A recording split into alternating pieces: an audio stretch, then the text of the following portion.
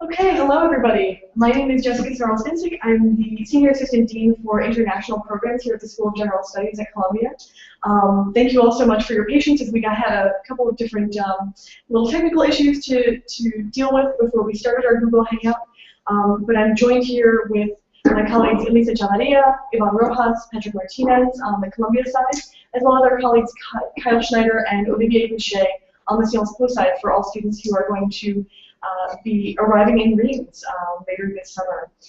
I'll let everyone kind of go around and introduce themselves and maybe start with Elisa.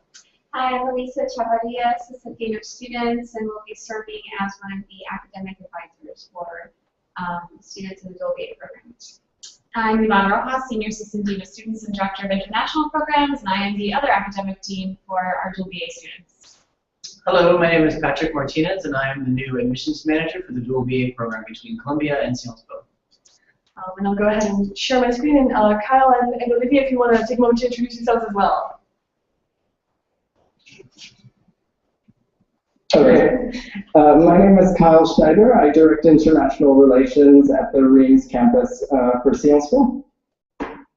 And hello everyone, my name is Olivier Boucher, and I am the academic director here on the Reims campus. So over the next hour to 75 minutes or so, I know we have a lot of questions that have been sent in, which is wonderful. Thank you all for sending your questions and upvoting the ones that you think are the most relevant and the most pertinent. I'll go ahead and just kind of narrate those questions and then bounce them around to whoever the party most able to respond to them might be. I know there are a lot of questions for students who are going to be arriving in Sciences Po in a couple of weeks. So I think we'll start with a couple of maybe technical issues and technical questions that students have. I see that Sarah has asked what the printing resources are like in Reims. Does each student need to buy their own printer, or are there communal printing options on campus? Let me answer this question. There is a very much free printed item that used by students.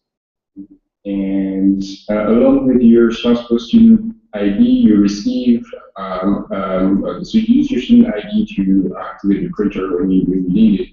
And you, along with your tuition fees, you receive, when you pay your tuition fees, you receive 600 copies to start with. And then you can recharge your account with permission that is next to the product information. We will just spend one semester in the campus as we know it today, and then in January we'll move to the expanded campus with the new library, and we will have 2 or 3 copy machines available then. Great, that's wonderful.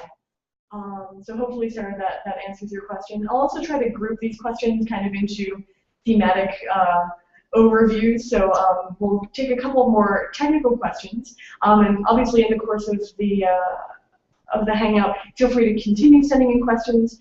If you don't have a Google ID and your Google account rather, and you still want to post questions, you can always post them to our main email address, which is spo-dualba@columbia.edu, and we can post them that way as well. So another kind of technical question from Marianne is asking us to explain the CAF and the rental reimbursement for students. What does the student have to do to go through the CAF application process? And is it only for the months that school is in session, or is it for all months that students are actually paying rent in a student residence?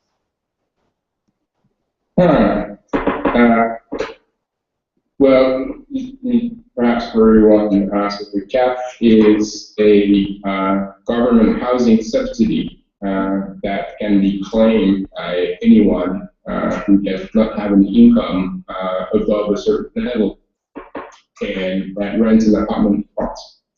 And that includes students, and that includes international students regardless of their nationality. One condition is that you have a proper lease and that you do not have a personal income. So here we are not talking about your parents' income, you're talking about your own personal income below a certain level. That level is, I don't remember precisely, but 3,000 to 4,000 euros per year.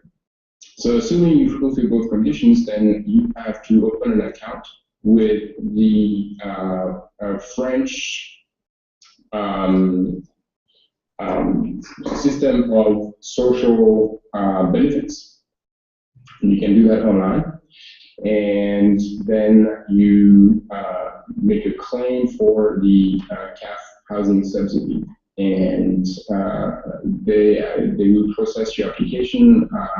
You may receive back payments even if you don't submit your application as soon as you arrive. And if your application takes a couple of months to get processed, then you will receive back payments for the early month that you paid rent. They will continue and pay the subsidy as long as you're in the same apartment. A couple of times a year, you will probably be asked to send them proof that you are still paying rent. And when you move, you should be very careful and inform them, if possible, ahead of time that you're moving. Otherwise, you will continue to receive the benefits, and then you will have to pay them back when they realize that you moved early. Okay, great. That's really helpful. So, again, and because we're being joined via Skype by Olivier and Kyle, I'll just kind of recap a little bit in case any of the responses get garbled in the translation from microphone to microphone. So basically the students will end up being reimbursed for any rent that they pay over the course of the academic year. And so that's if students are in their apartment prior to the start of the academic year, they'll still be reimbursed for any rent that they paid for that month ahead of time or whatever the case may be. But it is very important if you move to show proof of your new apartment and new rent, and you may be asked a couple of times a year to show proof of payment of your rent just to confirm that you are still living in the apartment that you originally told CAF that you were going to be renting over the course of the academic year. So hopefully that helps to clarify a little bit.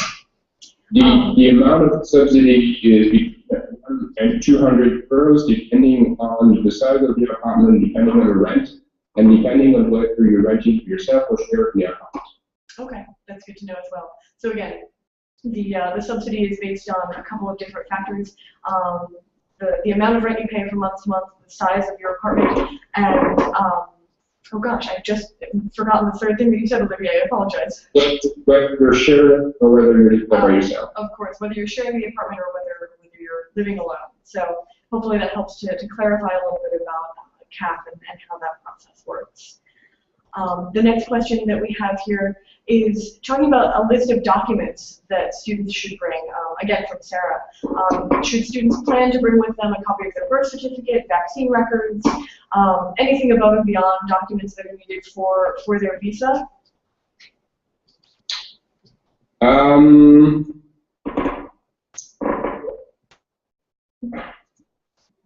I don't think so.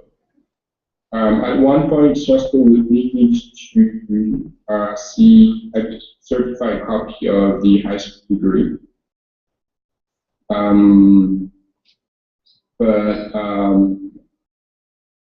No, I mean, the documents that you will need are going to be a proof of residence in France that will allow you to open a bank account.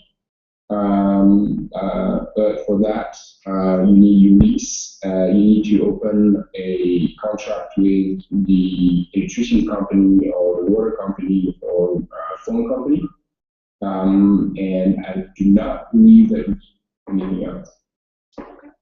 I would just add, and this is only things that would be needed from the states or the home environments where students are coming from.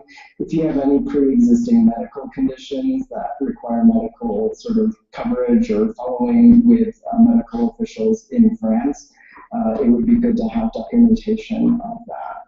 The rest of the documentation, regarding housing proof and photos and things like that, you can all get sort of on site here in France, but in addition to what Mr. Ruchet has said, that would be something to bring along. Absolutely, and that's actually a question that we've gotten here on our end as well about if students do have specific health concerns or medical concerns, should they bring documentation? And it's better to be safe than sorry in situations like that. If you're able to have a doctor's note written and translated into French or written in French, that can be something that's really helpful to have on hand. Also, if you need any kind of medical alert bracelet, for any kind of medical concern that you have. If you're specifically concerned about having an emergency situation and needing paramedics to be aware of very specific allergies or medical issues. There are a few different websites where you can buy a medical alert bracelet in French, and you can always feel free to send an email. We can send you those resources really easily. Yeah, I would just like to add one thing regarding health insurance in general. There's this very often question regarding whether it's to keep their own health insurance, whether they should ask for an extension of their health insurance to cover them for therapy. Usually we do not recommend this for the simple reason that as a student of French university, it is mandatory for them to sign up for the French social security system. So on top of tuition fees, they will get 200 euros for the academic year, and that makes them participants in the French social security system that will cover most of their medical needs. So after that, it's their choice whether they still want to be covered at home or they feel that being covered in France is sufficient. But at least this is not only an option; it's mandatory. And you usually Absolutely. And that's definitely something to keep in mind. I know that's a question that comes up a lot, whether students are able to maintain their health insurance from their home country outside of the EU. For students who are not EU residents, it is necessary to enroll in French Social Security. So that's something that you will have to actually enroll in and pay those fees for. It's about 200 euro for the full year, but that will allow you to take part in all of the different healthcare options and health coverages that are offered in France. So that's something that is definitely necessary. Even if you're still covered by your parents' health insurance, it doesn't unfortunately extend to France, and that's definitely something to be aware of. So hopefully, Sarah, that helps to answer that question a little bit for you. And another question, again, kind of going back to the more technical side of things, is, again, from Sarah, which is a great question. What is the timetable for getting a new cell phone in France or opening a cell phone plan? Is it better to wait until arrival before ordering a new SIM card? Or is that something that can be done beforehand? And kind of hand in hand with that, you were speaking a little bit a moment ago, Olivier, about opening up bank accounts in France. So maybe you can speak to those two processes, if you don't mind. I'm not a specialist in question. The extremely easy to get SIM card cards. So a SIM card, you can find them very cheap, and you just need to make it and you can calls. If you want a plan, then you will need bank account because the monthly payment that we do for bank account. So you open a bank account first, and to open your bank account, you need an address in France. So for residency in deep purpose. So you need to get housing. After you have a lease for your apartment, then you can open a bank, and then you can go through either one of the four main cell phone companies, or you can sign up for online for additional possibilities, and then choose your plan. Just to give you an idea, for cell phone plan, the prices have gone down recently, and so for a sort of standard plan that would offer you get a connection and 2 to 4 hours of voice, you should plan on spending between 20 and 35 euros per month. Okay, great. So again, just to recap, for anyone who wasn't able to hear that, you can get a SIM card really easily, but if you want a full cell phone plan, a full French cell phone plan, you do have to have a French bank account, and that's something that you cannot open until you arrive in France. And to open a bank account, you have to show a copy of your lease and your living situation. So those are kind of 3 dominoes that fall in order from one another. So first you have your rental agreement, and then you can open your bank account, and then you can get a full cell phone plan. If you're getting a SIM card just to put in the phone that you have currently, that's a little bit of a different situation, and that's something that you would want to explore with your home mobile service provider. But you can choose from either one or the other. French cell phone plans, as Olivier was saying, the basic rates have actually gone down in recent months, so you pay between 25 and 30 euro per month for a cell phone plan, for a basic plan. So hopefully that helps to clarify that a little bit, Sarah. And again, just add, you can sign up for your plan online, but there are also phone shops in the center of Reims, and each of the big cell phone companies has a shop, so it's very easy to walk in. You go to the big browser to get their assistance. It just takes minutes. great. Wonderful. So and it is absolutely very easy to open a cell phone plan. Once you're in Reims, there are several cell phone stores, company stores, in the center of the city. Another question, again, kind of going back to the question of kind of technical issues from Abhinav is the OFI process.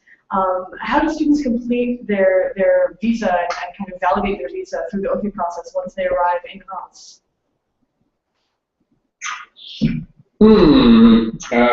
Tough one. We had somebody help us with this, so it's not something I think is very closely the past couple of years. The one thing to know is that the students have to make an appointment at the sous-préfet. Okay. And after they make this appointment, then the process is sort of closed to the cycle. They will have an appointment, they will have a medical appointment, and then they will receive that very sought after piece of paper that they can keep in their passports until they receive their tax decision, so their residency permit. Okay. But it all starts with the students making the first. Okay. So it is something. After the, Okay. So it is something that is actually driven by students once they arrive in Reims. You would have to make an appointment with the OFI office in Reims, and you would go and have a brief interview and have a medical appointment. And that's what would allow you to, again, get that certificate that goes in your visa, or goes in your passport rather, until you actually get your residency card, which is called your carte de séjour. So that's something that also if you go to the Campus France website, for anyone who's going through the visa process through Campus France, it spells out the OFI process fairly clearly. So if you have any questions about that, that's something that I would definitely recommend. Campus France is a great resource for questions about the entire visa process from beginning to end.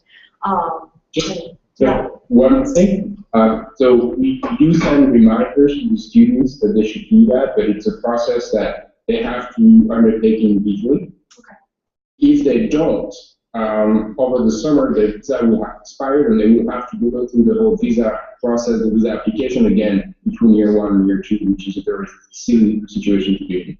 Absolutely. And for those of you, I'm assuming that most of you who are joining us who have recently gone through the visa process or who are in the midst of going through the visa process, you know it's not one that you want to spend your summer doing again next year. So the OFI interview, the OFI appointment is a really important one to kind of lessen, to ease that burden for next year. So I definitely recommend making that appointment once you get on campus. And as Mr. Boucher just said, you'll get reminders via email as well. Another question about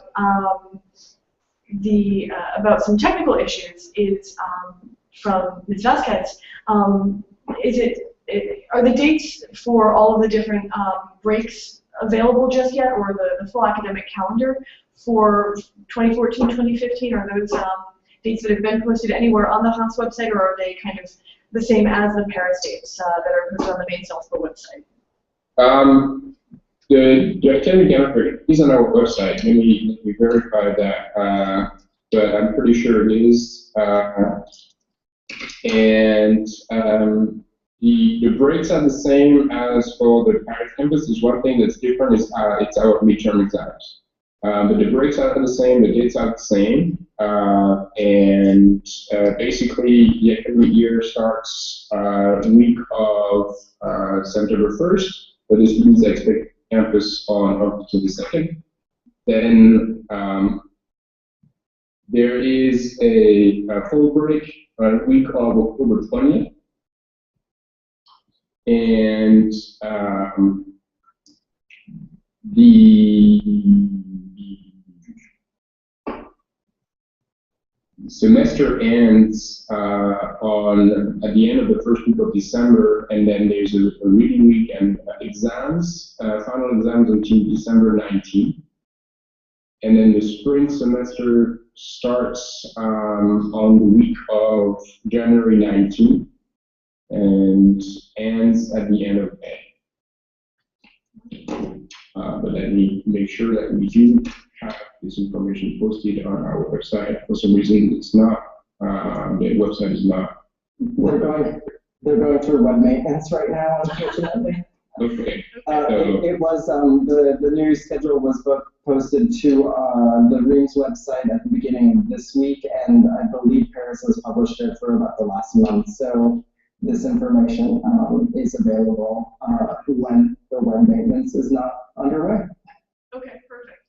So again, just to recap, the Reims website, the Sciences Po Reims website is undergoing maintenance at the moment, but the full academic year schedule is posted there. So once that maintenance is complete, which should be fairly shortly, you'll be able to actually find the full academic year calendar there that shows all of the different breaks, whether it's fall and spring break and winter break, to give a little bit more clarity as you start to think about making travel plans past the fall semester. So I think just key dates that might be good to remember is August 22nd is when the official program begins for first year students. The first day of class will be that week following, and then officially on the 1st of September, and then spring break, fall break is on the 20th of October, and that week. Perfect, exactly. They can book their plane tickets to go back home after the December 19th. Okay. And they have to plan and be back in August before January 19th. Okay, perfect. So yeah, that's, again, students can, the important dates to remember for the end of the fall semester are December 19th is the last day of the fall semester. So you can go make your travel plans, whether you're going home or going elsewhere after that date. And then you'll need to be back on campus in Reims by January 19th for the start of spring semester classes. Wonderful.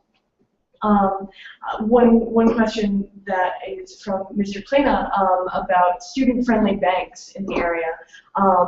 As with Columbia, Sciences Po can't actually recommend specifically any banks for students, but maybe Olivier, I'll let you talk a little bit about the banks that kind of come on campus and offer services to students during the Welcome Week. So the students are going to receive very shortly, if it hasn't been sent yet, an email from our student organizations. Each of these organizations has partnerships with one bank in the house. And through these partnerships, the banks offer new members particular deals. In particular, it's free checking accounts. And then when you open your account, the bank gives you a certain amount of money. So sometimes it's 50 euros, sometimes it's 100 euros that are already on your account when you open it. We as an institution do not recommend any bank, and so I encourage the students the future students to wait until they receive information from our current students with the special partnerships that they have made with banks, and they can choose with that information available. There is one bank, and I don't mind giving the name, it's called the BNP. Notorious in the U.S. Recently, that is prized by many international students because one of their agents speaks very good English. Okay. And it's very close to campus. There's also, if curious, there's a listing on the visits page of the website for the Reims campus that the students have answered frequently asked questions. Some of them we're discussing right now, but there's a full listing of banks that are within sort of 5 to 10 minute walk on campus, and that includes all sort of major banks in France. So you can look up exact addresses and phone numbers on that frequently asked questions portion of the visits site. Okay, wonderful. But just that, generally, it's easy to open an account in France, and banks love to have new students as customers. Okay, great. So again, an overview for anyone who's not able to hear, the answer there is, again, it's not possible to recommend any specific banks, Sciences Po as an institution, but one thing to be aware of is that the BNP, which is a bank in Reims, has a clerk there who speaks very good English for students who don't already speak French.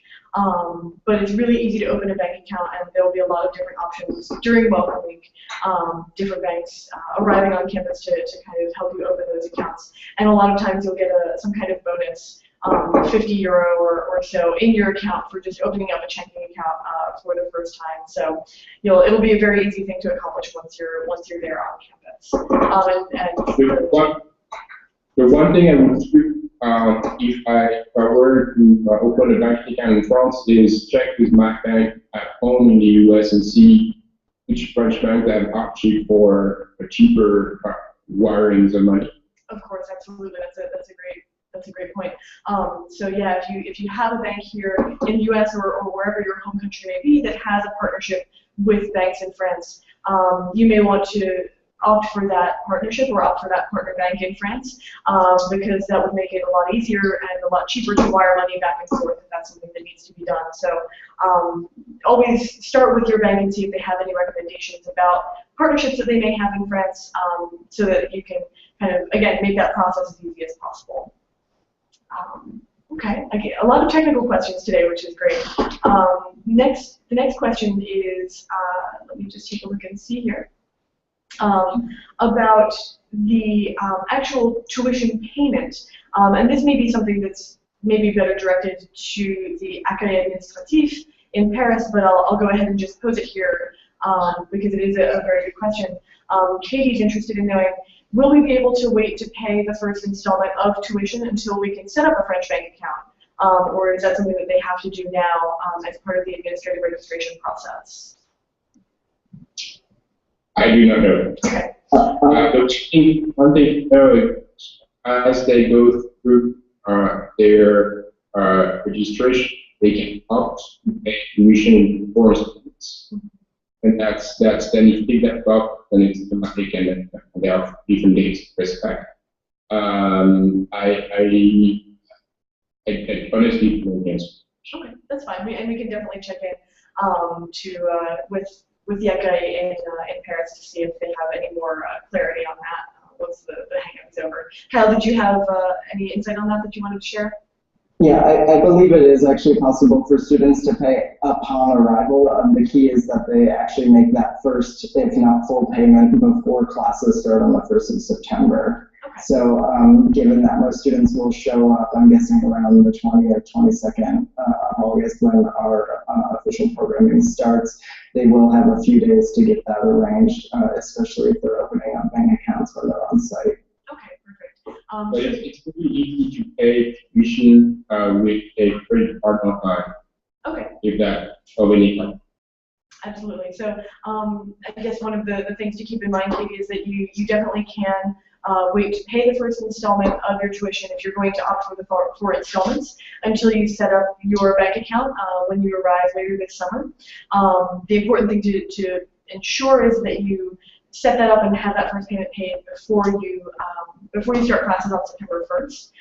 If you're opting to pay all in one lump sum, it's actually possible to pay via using a credit card or I believe a bank transfer as well. but that's not something that's possible to do with the 4 installments. That's something that you actually have to have a French bank account to be able to do. So there are a couple of different options available. And again, if you have specific questions about this, feel free to be in touch, and we can put you in contact with the Accueil Administratif, which is the administrative reception desk in Paris, and they're the ones who handle the processing of tuition payments and making sure that the administrative registration process is taken care of.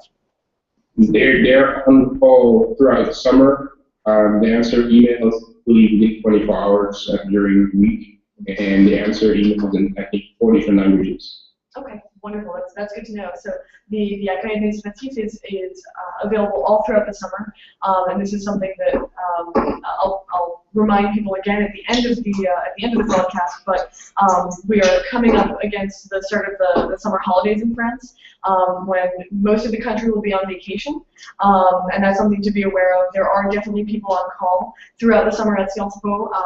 On campuses and in Paris as well. And the Accueil Administratif is responding to emails within 24 hours during the week, and they respond to emails. They're able to respond to emails in 4 different languages. So if you're not fluent in French, you don't have to worry about that. You can definitely write to them, and they'll be able to respond to any questions that you have about the administrative registration process or tuition payments. And that's something to definitely be aware of.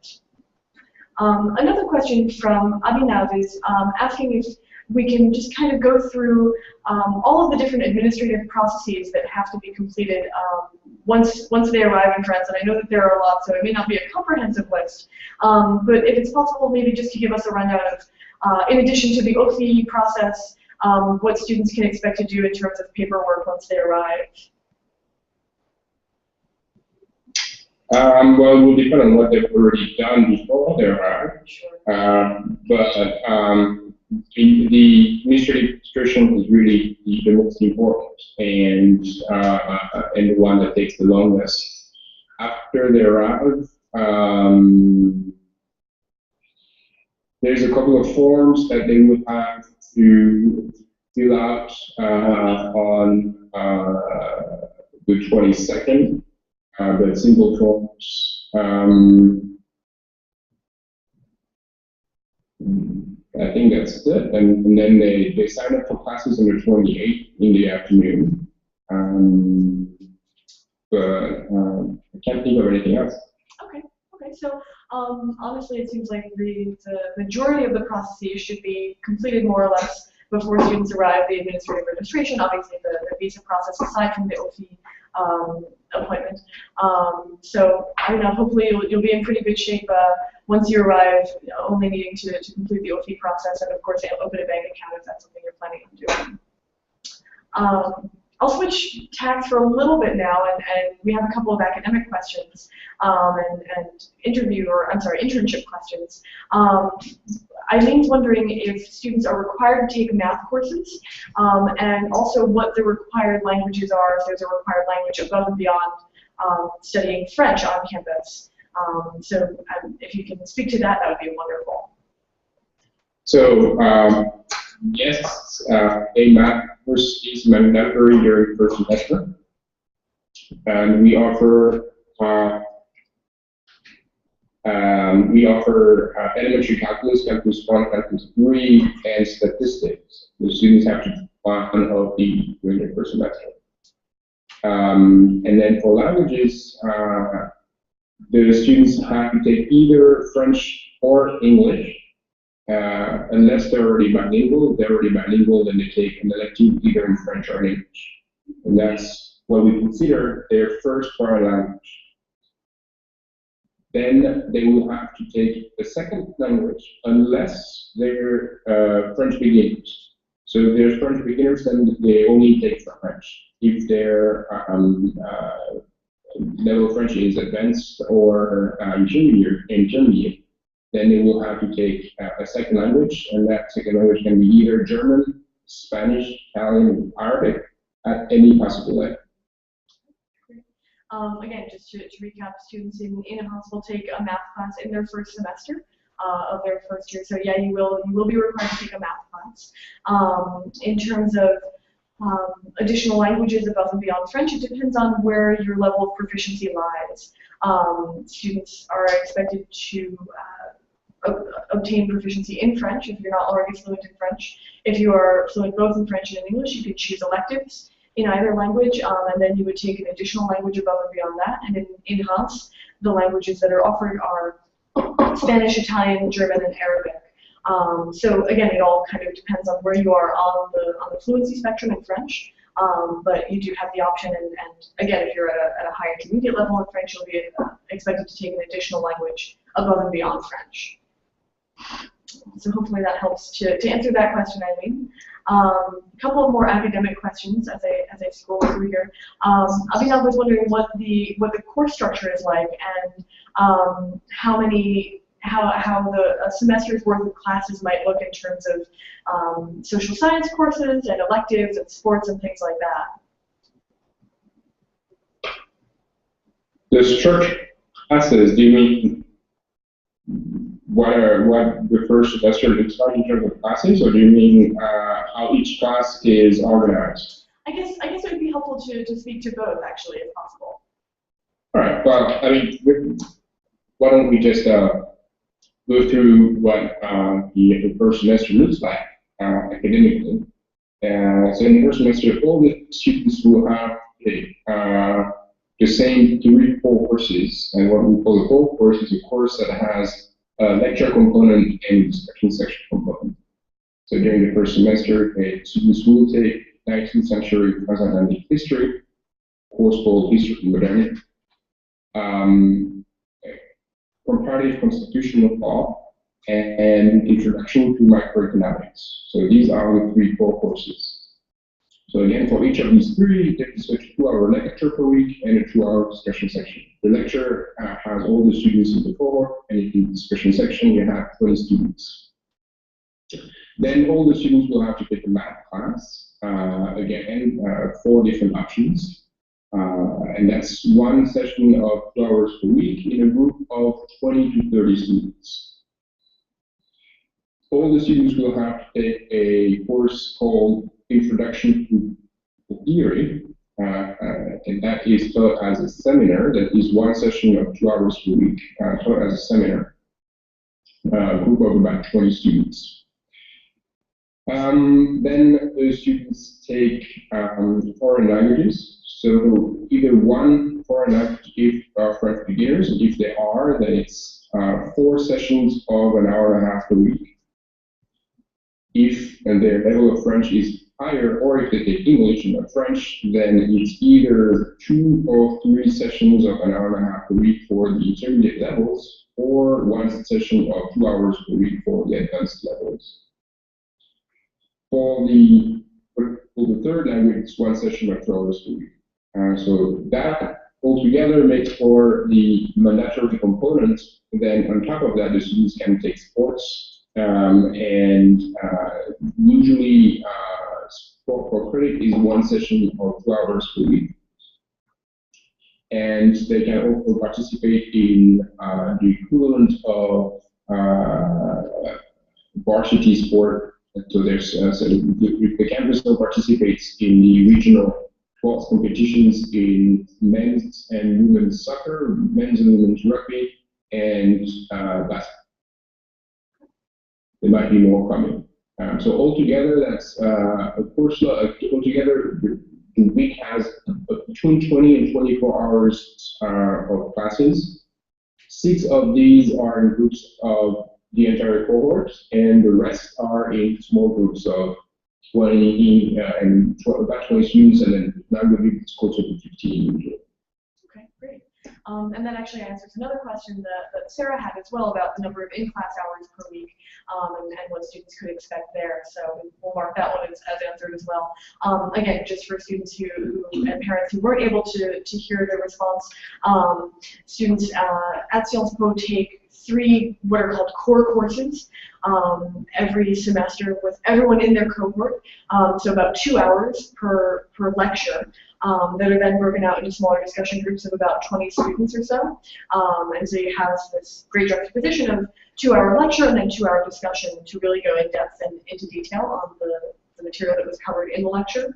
The rest of the courses you take, whether they're electives in French or electives in humanities, would be smaller courses, smaller to the seminar style courses.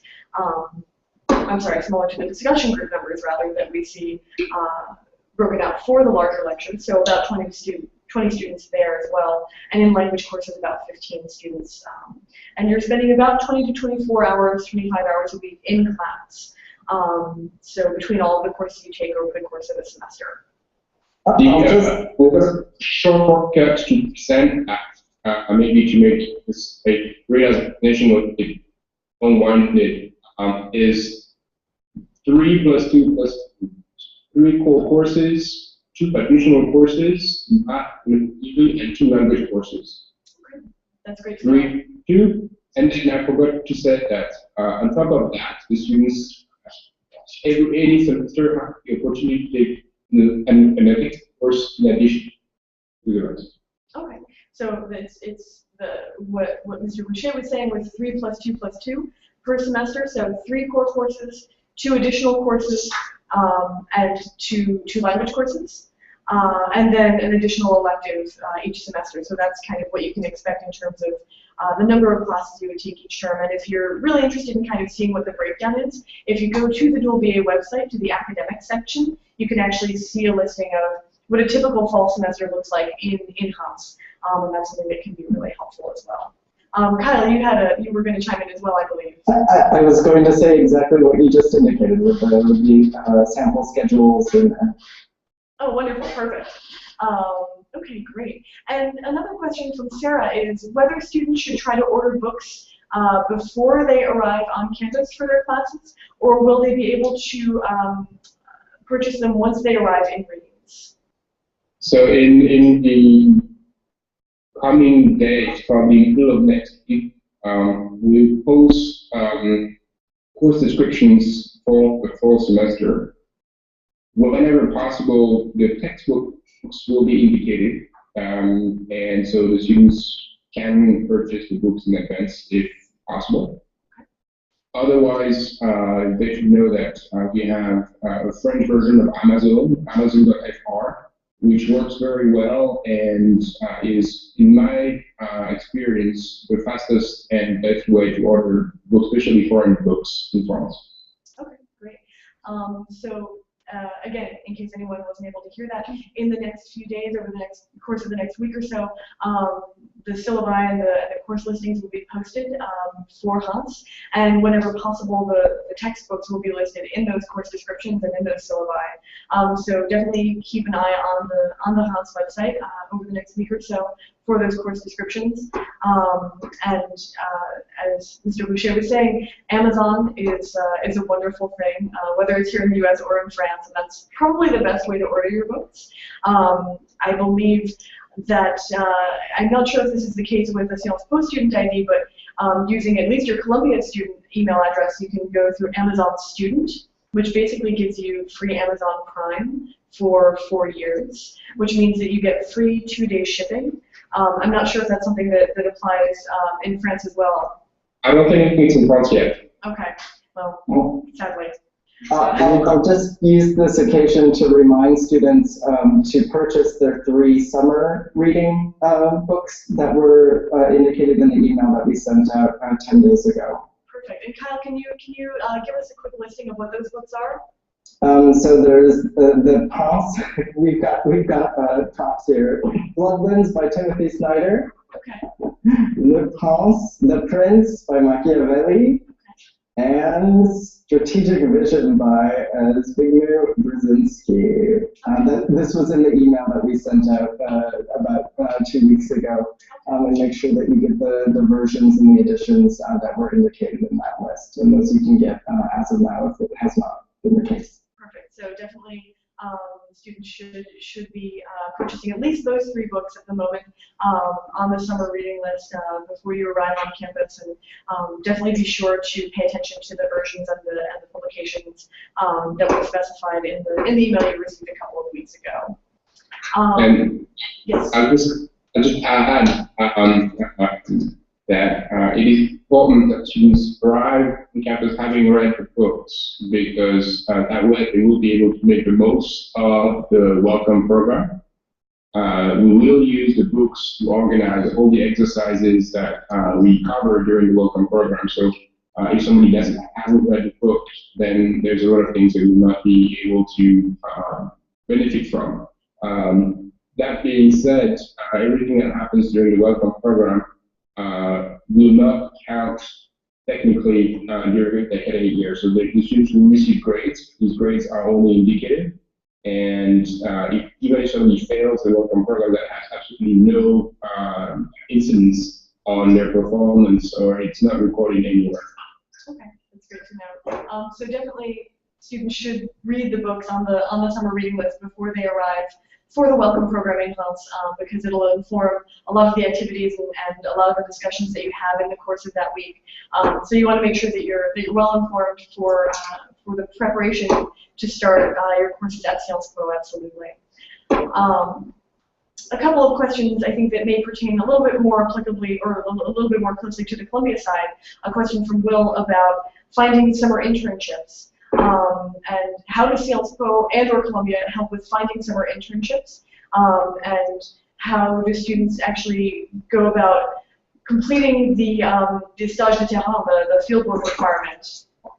This is actually going to be much more structured as of the coming academic year, and there will be several workshops organized on campus during the fall semester and the early spring semester to help the students, first of all, look for the internships that's the best for them.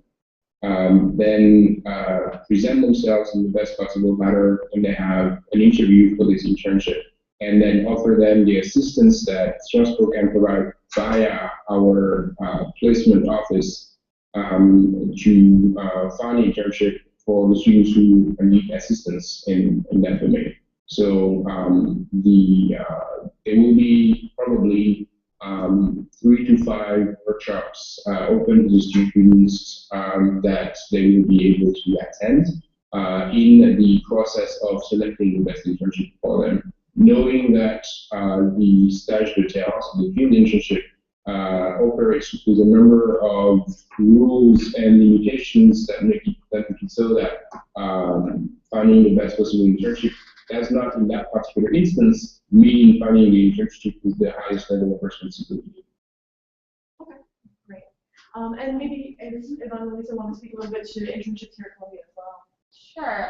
At Columbia, we have something called the Center for Career Education, or CCE. That's the sort of central office that helps all of our students obtain jobs and do mock interviews and go through on-campus recruitment for internship positions, things like that.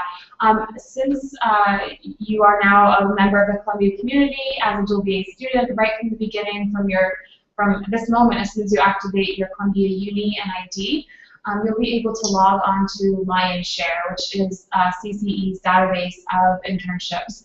And it's broad and includes domestic and international opportunities.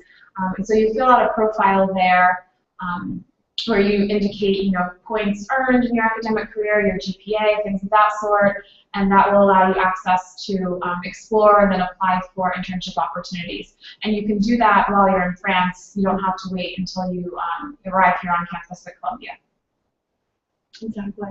And Lisa, anything else to? The other thing I'd like to add would be Yvonne and I are going to be visiting the campuses on a regular basis, once a semester, to touch base with each of you academically, but also to learn about your interests and goals as they pertain to internship opportunities, graduate programs, research, and all of that as you progress through each semester, your first couple of years at Reims, and then the next 2 years at Columbia. So we're also here and available to provide you to various resources to help guide you through your process as a student in this program. Absolutely. And kind of following up on that, there's another kind of academic question that spans a little bit of time both at Sciences Po and here at Columbia from Andrew, asking about how do we go about requesting, or how do students go about requesting credits or getting transfer credit for advanced placement exams. And that's something that I think we can probably all three of us discuss a little bit from the admissions side. As soon as a student's offered admission to the dual BA program, if you have taken any higher standing courses, what we would consider higher standing here in the US, whether those be college or university courses, AP exams, if you're following the French baccalaureate, which is considered credit bearing at a university level here in the US, the German Abitur, A levels, IB exams, anything like that that may have higher level standing here in the US. We put together a full transfer credit evaluation for you, and that's something that we actually add to from semester to semester as you go through your first 2 years at Sciences Po. Now, during your time at Sciences Po, advanced placement exams are not able to exempt you from courses or be used as transfer credits during that period of time. But as you prepare to arrive here at Columbia in your third year, we send you that lovely transfer credit report that shows all of the courses that you've taken previously, whether they're coming from Sciences Po or whether they're coming from AP exams or any of the other exams that I've mentioned, and how you want to use those eligible transfer credits towards your core curriculum, possible major requirements, and elective requirements. Maybe I'll let Lisa speak a little bit more about how it goes from there. Sure. So I just want to mention also we're doing virtual orientation on August 8th, and we'll talk, in a lot of detail about the academic program at Columbia, how the credits from Sciences Po and elsewhere may work here at Columbia, the process for all of that. But just briefly, your credits that transfer to Columbia may fulfill core curriculum requirements or major requirements. As you're advising deans, Dean Chevrier and I will decide how your classes work toward core curriculum requirements. And then at Columbia, all academic departments individually will determine how transfer classes apply to major requirements. And we'll detail again a little bit more about those processes on virtual orientation in August. Wonderful. So hopefully that helps to clarify that a little bit, Andrew. Sarah had a question about language placement tests at Sciences Po. If a student takes a language placement test and tests into a class level that's lower than what he or she had hoped or expected, is it possible to still enroll in a higher level class, or does that placement test require them to enroll in the lower level class that they've placed at? What we would recommend is that the student enrolls in the class for which they were tested, and then on the first week of class have a discussion with their professor and let the professor decide whether they should stay or whether they should go one level up. Okay, that's good to know. And there's a lot of shift in language courses, especially because there's no official placement test, it's a self-placement, and so the students can expect to see some movement, and so if they feel uncomfortable with the level for which they tested, it's perfectly fine, and just speak with the professor. Okay, that's good to know. So again, if you weren't able to hear Mr. Boucher's response, it definitely is recommended that you register for the course, for the language course at the level at which you placed in that placement test. But during the first week of classes, you have the opportunity to discuss with your professor whether that's the most appropriate level for you, and if you need to change, whether it be to go down a level or to go up a level. That's something that you'll have the opportunity to be able to do. Another question about, I guess, going back more towards the Columbia side of things, there was a question about activating the Columbia Uni, which is a little bit of a technical thing here on our side. That's from Katie. So Katie, I believe back in early May, you should have received your uni via email. And if you haven't, feel free to email me and let me know, because I can certainly send that to you. But the best way to activate your Columbia Uni is to go to uni.columbia.edu. And you can take it all from there. It's a really easy process. I believe you'll be asked to confirm your date of birth, and then you'll be able to set a password, and your Columbia email address will be activated from there. And I just want to take a minute to mention and ask or beg of you all to set up, if you plan to use your Sciences Po emails during your first 2 years of the program, which we would totally understand, of course, set up forwarding from your Columbia emails to redirect your messages to whatever email account you're checking. We correspond with you through your official university emails. That's so we can maintain privacy laws here in the States. So we'll be sending you all the very, very important information about our visits to campus, scheduling appointments, things of that sort, to your Columbia email address. So please, please, please set up the forwarding to receive it at whatever email account you plan to use and plan to check on a daily basis. And I should add that it should think of being the same thing when around Columbia, forward first school email address on the Columbia account. They will receive important topics like graduation and a number of other things that they do not need there over there. Absolutely. So you always want to make sure that you're monitoring both email accounts through the duration of the program. Your Columbia email account, even while you're primarily using your Sciences Po email account while you're in France, and then vice versa here in New York while you're primarily using your Columbia email account. You always want to make sure that you set up forwarding from your Sciences Po email account into your Columbia account as well, and just make sure that you're able to receive and respond to emails from both sides. Because as everyone has mentioned, you really are fully a student of both universities for all 4 years, and so you'll be getting lots of correspondence from us on all sides. Another question, again, going a little bit back towards arrival and technical questions. There are a few that have come in about utilities and getting settled in as students arrive over the next few weeks. In terms of internet service providers in the student residences, are the cruise residences set up with Wi-Fi? If students are renting private residences that are not part of cruise or not part of subsidy, are they required to get their own plans? How does internet work? To my knowledge, but that should be like with the residences themselves. But to my knowledge, in all student residences, the internet is included. So only the students who will choose to live in private apartments will need to set up their home internet accounts. But in the residences, it is included. One thing that is included sometimes and is not included at other times is electricity. So if you live at the cruise residence, then everything is included. If you live, for instance, at an Internship, then you have to set up your own electricity account. Good to know. So, so the answer is in terms of Wi-Fi, it is included in all of the student residences. In terms of electricity, though, it can vary from residence to residence. If you're living in one of the cruise student lodgings, it will be included. If you're living in Residium, you will have to set up your own electric account, and that's something, again, that you'll do with the help of the folks in the offices there at Residium, and that's something that they'll be able to kind of walk you through. Another question, I guess, would also be for students who are very excited about cooking in terms of natural gas or cooking gas. Is that something that's also included, or most of the ranges I think that I've seen in the past, they're mostly electric stoves, if I'm not mistaken?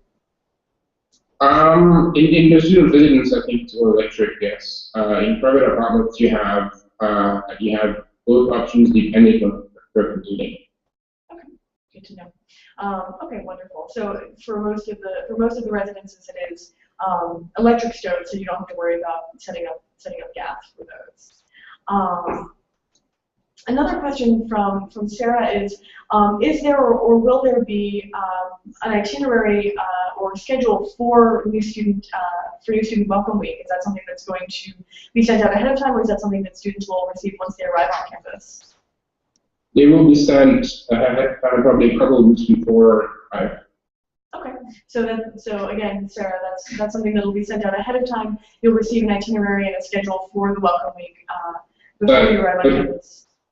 Basically, the students will be busy every day. On the Monday is going to be one of the busiest days, and then there will be either class or also like activities around campus almost every day, between 9 in the morning and 4 to 6 in the afternoon, depending on the day. Okay, great. So again, it's something that there will be a schedule sent out shortly, but you'll definitely have pretty busy days from between 9 a.m. and between 4 and 6 p.m. in the afternoons. So it's going to be a very busy week where you're getting settled on campus and getting acclimated to everything that's available in Reims. and that schedule will be forthcoming in the next few weeks. We're almost oh, sorry. Just one thing, that students are in the works of organizing a student-organized welcome weekend during the weekend after, well, during the welcome week and the beginning classes. There are going to be some student activities for anyone who wants to participate. Wonderful. So again, for anyone who was not able to hear that, there will also be a completely student-organized welcome weekend that will take place after the end of the welcome week, before classes start, so that last weekend in August. That will be something that's completely kind of social activities and student-organized activities, not associated specifically with any campus administrative processes, that you'll be able to take part in if you're interested in doing so right before classes start on September 1st. So I know we're just about out of time. And I want to thank everyone who sent in all of their fabulous questions. These are so wonderful. I know we have not had time to answer all of them, so the ones that we haven't answered in the video today, I'll definitely follow up and respond via email. And you can always feel free to be in touch with us if you think of a question that you meant to ask and didn't have a chance to do so during the broadcast. But a couple of just kind of housekeeping things before we end today's broadcast. One is, of course, as I mentioned before, we are on the cusp of the French summer holidays, and most folks at Sciences Po will be, and most folks in France in general, will be on vacation through nearly the end of August. About August 21st or so is when people start coming back. There are people on call, so if you have questions or concerns, you can always feel free to be in touch. Just be aware that people are going to be on vacation. It may take an extra day or two for them to get back to you. Obviously, if you have questions or concerns that you want to direct to our side here at Columbia, we're always happy to kind of run interference as well and help you direct your questions to the appropriate parties. But it is the month of vacation coming up, so definitely be aware of that. Here on the Columbia end, I also want to do a little bit of housekeeping on the admission side, because this is really kind of the last official admissions function that Patrick and I are fulfilling for the incoming class of 2014. Bittersweet though it is, and so we're actually kind of passing the baton now to Dean Chavarria and Dean Rojas as they prepare for the virtual orientation that's going to be arranged and will take place on August 8th. Obviously, Patrick and I are still here if you have any questions or concerns over the next few weeks, and over the course of your time in the program, we're always thrilled to hear from you. But for all of your kind of academic concerns, especially as they pertain to your time here at Columbia, Dean Rojas and Chavarria will be your main contacts from here on out. So I just wanted to kind of pass that baton while we're all in a conversation together with one another. I definitely recommend that you register for the virtual orientation on August 8th, because that's going to be a really great event, and go into much more detail about how your time at Sciences Po will pertain to your years 3 and 4 here at Columbia also. So before we end things, I just want to take a moment to thank both Kyle Schneider and Olivier Boucher from House for taking part in this video. Kyle, thank you so much. Olivier, thank you incredibly for taking part in this. And again, folks, if you have any other questions, feel free to be in touch with us at any time. Have a great weekend, everyone. We look forward to seeing you in August. Thank you. Thanks so much. Take care. Bye. Bye.